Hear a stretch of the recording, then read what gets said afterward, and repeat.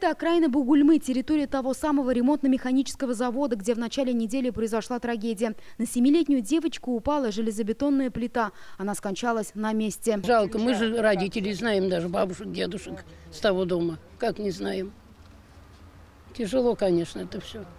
Вот до поры до времени приходит, видите, вот. Эта трагедия стала поводом, чтобы административно-техническая инспекция исполкома начала рейды по так называемым заброшкам. Сегодня доступ на территорию ремонтно-механического завода закрыт. Идут следственные мероприятия. Мы отправились в соседний двор. Вот этим плитам уже лет 35, потому что у меня сыну уже будет в декабре 30 лет, а они плиты уже стояли. Таких опасных ограждений в этом микрорайоне десятки, утверждают жители, и не удивляются, что они рушатся. Такими же железобетонными плитами сейчас огорожена вся территория бывшей сельхозтехники прямо напротив их дома. Плиты могут упасть в любой момент. К тому же в 3 шагах от ограждения детская площадка. Наши дети здесь бегают, вот играются, заборы такие у нас не очень хорошие. Боимся, площадку сделали детскую. Посмотрите, прям подозрение такое, что вот упадет. Получали мы квартиру от сельхозтехники. Вот эти плиты тоже ставила сельхозтехника. Но сейчас сельхозтехники нету, так что кто хозяин этих плит? Страшно, конечно, дети, внуки бегают. Им же говоришь, им объясняешь, но дети есть дети. Я здесь уже 53 года живу в этом районе. И заброшено все, вот хуже некуда. Ну, РМЗ, вот там был завод, люди работали, все. Здесь сельхозтехника была, фарфоровый.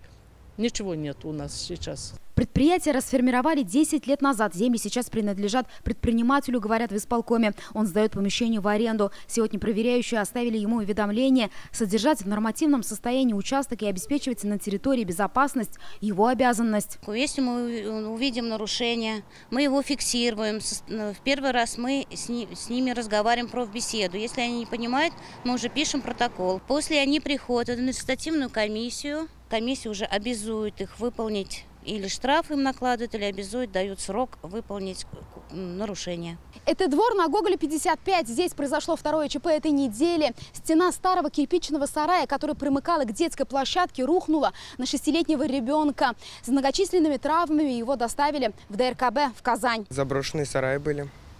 Вот. Дети на них лазили, прыгали там. В итоге так произошло. У этих сараев были собственники, но они в свое время их должным образом не оформили. После инцидента муниципалитет решил их снести сам. Заброшек здесь не будет, заверили нас. Мы отправляемся на Горького, 4. Там аналогичная картина. Прямо в центре двора стоят полуразрушенные постройки. Проверяющие и здесь оставили уведомление хозяевам. Либо собственники оформляют земли и гаражи и сами приводят их в нормативное состояние, или постройки снесут. Этот объект незаконный, потому что собственники, у них документы 1986 года, соответственно, эти документы уже недействительны, и этот объект подлежит сносу. Бугульма – один из старейших городов на юго-востоке республики. Таких старых сооружений здесь не сосчитать, говорят жители. У них есть свой топ опасных участков. По улице Красослободской, напротив домов 114 и 116, там тоже заброшенный дом. По Герцена как раз. Там тоже так же молодежь собирается, так же прыгают. Писали, ничего, пока никаких действий. В речке 2 блока валяются, речка перекрыта, ничего. После трагических событий руководитель исполкома района поручил подготовить отчет административной инспекции о всех заброшенных объектах. На сегодняшний день вот по данным вопросам административно-техническая инспекция в первую очередь по бесхозным сараям дает уведомление, вешает объявление на этих объектах, чтобы собственники или оформили. Если не оформляется, мы через суд, как бесхозные объекты, уже решаем вопросы по сносу. В рамках административной комиссии земельного контроля в дальнейшем таким крупным собственникам будет, если имеется нарушение, административное наказание.